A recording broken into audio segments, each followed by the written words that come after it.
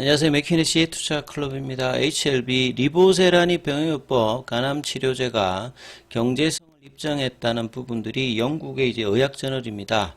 자, BMJ 12월호에 온라인상에 이제 게재가 되었는데요. 내용 중에 있는 이 칼리와 아이서 관련되는 부분까지 한번 소개해 드리고요. 주가는 오늘 종가상으로 72,200원에 마감되었습니다. 내용 한번 살펴봐 드리도록 하겠습니다. 자, 아침에 나왔던 이제 기사인데요. 리보세란 병용 관련되는 부분에서 간암 치료제, 리보세란과 캄넬리주막 관련되는 병용이 경제성을 입증했다. 이런 내용으로 기사가 나와 있는데요. 한번 살펴보도록 하겠습니다. 리보세라니까 캄넬리주막 병용요법이 1차 치료제인, 자, 2007년도에 이제 허가받은 바이엘의 이 소라페닙, 이 넥사바의 비교했을 때 효력뿐만 아니라 비용적인 면에서 효율적이라는 연구 결과가 나왔다. 이번 연구 결과는 중국 쪽에서 이제 진행되었던 이제 부분이라고 보시면 되겠고요. 그러니까 이 부분들이 의학저널인 영국 의학저널, 브리스톨 이제 메디슨 저널 12월에 게재가 되었습니다. 그래서 기사 내용에도 보면 온라인상에도 보면 검색하시면 여기 이제 오픈 저널이기 때문에 누구든지 보실 수가 있고요. 인터내셔널 이제 피어 리뷰를 거쳤기 때문에 어느 정도 이제 그 수준도가 있는 이제 저널에 올라와 있는 부분이다. 이렇게 보시면 되겠습니다. 그래서 카레스 310 기준으로 진행되었던 이제 데이터를 기반으로 지금 살펴본 건데요. 자, 용어에서 보시게 되면 비용 효용 분석에서, 그러니까 보통 경제학적으로 보면 이제 돈을 들인 데에서 그 만족도를 이제 측정하는 어떤 부분에서 이제 통계적 이제 수치입니다. 여기 보면 이제 이 칼리가 들어가거든요. 이 칼리는 이제 Qualified Adjusted Life Year라고 해가지고 삶의 질 보정 수면 연수. 이 단어만 보면 확 이해가 안 되십니다. 이걸 이제 평가 지표로 활용하는데 이런 부분들은 결국 이제 비교를 하기 위한 부분이라고 보시면 됩니다.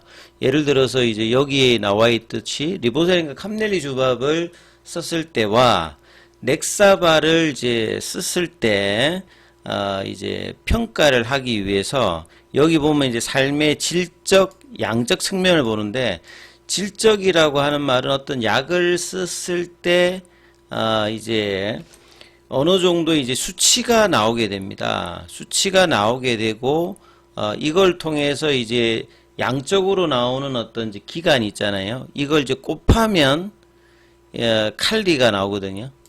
그래서 이제 1칼리라고 하는 것 자체가 어떤 질적인 부분이 들어가는 겁니다. 어떤 이제 약을 이제 처치해서 추가적으로 얻게 되는 이제 삶이 있겠죠. 보통 이제 우리 고용암 쪽에서는 완치가 아니라 어느 정도 이제 OS 값이라든지 이런 부분을 연장을 해주잖아요. 근데 이제 질적인 부분들을 평가 이제 수치가 있습니다. 이제 건강 상태가 이제 그냥 이제 시간은 기는데 질적인 부분이 안 들어가게 되면 이 칼리가 동일한 숫자가 안 나오겠죠. 그래서 좀 더 이제 질적인 부분들을 평가를 줬을 때 이제 더 살았던 기간을 계산하면 1칼리가 나옵니다. 그래서 리보세라니까 캄넬리주막 병용요법 같은 경우에는 1.725칼리가 나왔다. 근데 이제 넥사바로 비교했을 때는 0.912칼리가 나왔다. 그러면 결국 이제 삶의 질적인 부분에서 연수로 보게 되면 리보세라니까 캄넬리주막 병용했을 때 이제 질적인 부분을 반영한 생존기간 연장이 0.803칼리로 더 소라페닙보다는 더 좋았다는 겁니다. 기본적으로. 그러니까 이런 부분들이 들어갔는데 그래서 이제 전반적으로 이제 삶의 질이 이제 크게 향상이 되면서 통계적으로 이제 비교를 하는 거죠. 근데 칼리에는 치료 비용은 포함되지 않습니다. 그러면 이제 질적인 부분에서 이 부분은 좋았는데 비용을 이제 들인 것까지 이제 비교를 하기 위해서 다음에 나오는 어떤 이제 통계적인 또 용어가 아이서가 있습니다. 아이서는 이제 이 약자가 이제 incremental cost effectiveness ratio거든요. 그러니까 이게 우리 사회시간에 예전에 뭐 우리 고등학교 때 배우고 이제 경제학자들은 이제 이거 많이 배우죠. 효용 증가할 때 증분이라고 합니다. 한 단위를 늘렸을 때 어떻게 되느냐, 뭐 미분적분할 때 그거 이제 I고요. 그 다음에 이제 이거 C는 이제 코스트고, 그 다음 E는 이제 effectiveness, 그 다음에 D ratio거든요. 그러니까 비용을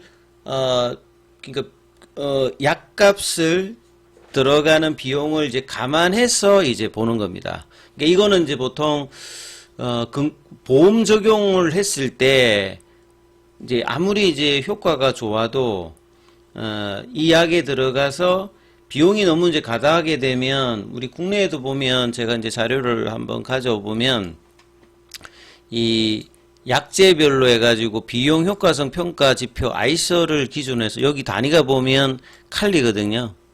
그러니까 어떠한 칼리를 증가시키는데 어느 정도의 돈이 드는지를 따져가지고 여기 기준으로 이제 항암제 같은 경우 예를 들어서 한 4,500만 원이다. 요 이제 어떤 중앙값을 정합니다. 그러니까 여기에 해당되는 부분이 어떻게 되느냐에 따라서 이제 그 약에 대해서 이제 보험급여를 적용하는지. 근데 특별하게 이제 뭐 항암제라든지 희귀질환 같은 경우에는 이제 보통 일반 약제에 비해서 좀 크게 봐주죠. 왜냐하면 그렇게 해야 이제 개발을 하는 거니까. 2003년도에 공개했던 이제 작년 내용인데 항암제 같은 경우에는 거의 한 4천만 원 정도. 그러니까 이 부분들보다도 어떤 대상의 아이서가 낮다라고 하면 돈 들어가는 거 대비해서 효과적이다는 거다. 이렇게 이제 이해를 하시면 됩니다. 이게 의학 논문에 많이 나오는 내용들입니다. 이 칼리라든지 아이서 관련되는. 그래서 리보세라니까 이제 캄넬리주막 같은 경우에는 이제 9,147달러 정도가 나왔다. 그래서 아이서가 9,147만 달러가 나왔다. 이게 중국에서 한 거기 때문에요. 각국마다 이제 GDP에 따라서 이제 칼리당 이제 지불할 수 있는 여기서 지불할 수 있는 것은 보험급여자들, 보험급여 입장에서 보게 되면 우리 국내보다 이제 중국의 이제 부분들이 좀 더 높습니다. 근데 리보세라는 캄넬주막 같은 경우에는 이 5,720만 원보다 좀 낮았다. 그러면 이제 보험급여를 진행하려고 하는 보험자 입장에서 보면 1칼리를 실현하기 위해서 최대로 지불할 의사가 있는 의료비용보다 훨씬 적은 금액이 소요되므로 경제성이 높다. 그래서 보험 적용을 해주는 거죠. 그게 나라마다 이제 GDP 대비해서 이제 이걸 설정하기 때문에 중국 기준으로 보게 되면 그래서 이제 경제성이 좋았다. 이걸 이제 입증하는 어떤 그 의학 논문이다. 이렇게 보시면 돼요. 그래서 리보세라는 게 캄넬리주맙에 병용하는 이제 치료법은 건강 상태를 개선할 뿐, 요거는 이제 이거죠. 칼리가 소라페닙보다 좋았다는 거. 칼리가 높았기 때문에. 근데 이런 높았던데 비용을 보면 단순하게 이제 비교해 보면 넥사바 비용보다 이제 캄넬리주맙은 병용이잖아요. 병용이니까 당연히 이제 비용이 높았는데, 근데 이제 질적인 부분하고 감안했을 때는 이제 아이서 기준보다 낮게 나왔기 때문에 경제적인 효용성도 높다. 이렇게 이제 이해를 하시면 될 것 같습니다. 의학 논문 보실 때 이제 이 그 칼리라든지 아이서 관련되는 부분들이 많이 나오니까 참조하시면 될 것 같고요.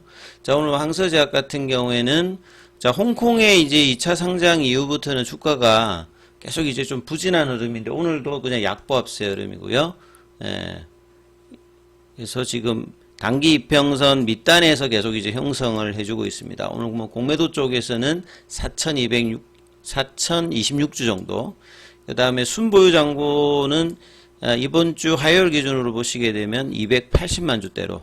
결국 이제 다시 올라갔다는 말은 현물 쪽에서의 어떤 매도가 나왔다, 이렇게 보시면 되겠습니다. 그 다음에 이제 대차거래 관련되는 부분들은 체결보다 상한이 좀 훨씬 많았고요.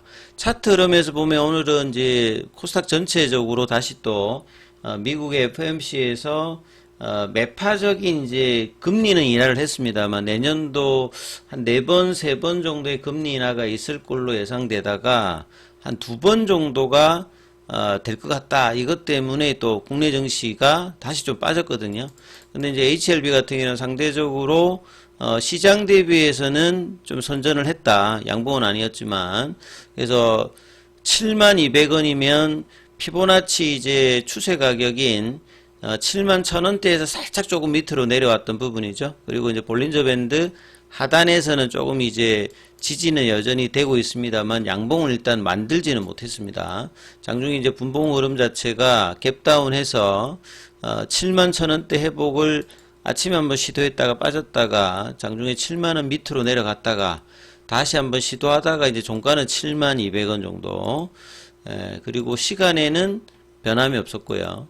그 다음에 창구 쪽으로 보시게 되면 역시 이제 공매도 쪽인 신한, 그 다음 외국계에서는 JP모건 쪽에서 매도가 났고, 수급상으로는 프로그램 외국인 기관, 같이 좀 매도하면서 개인들만 좀 매수하는 모습을 좀 보였고요.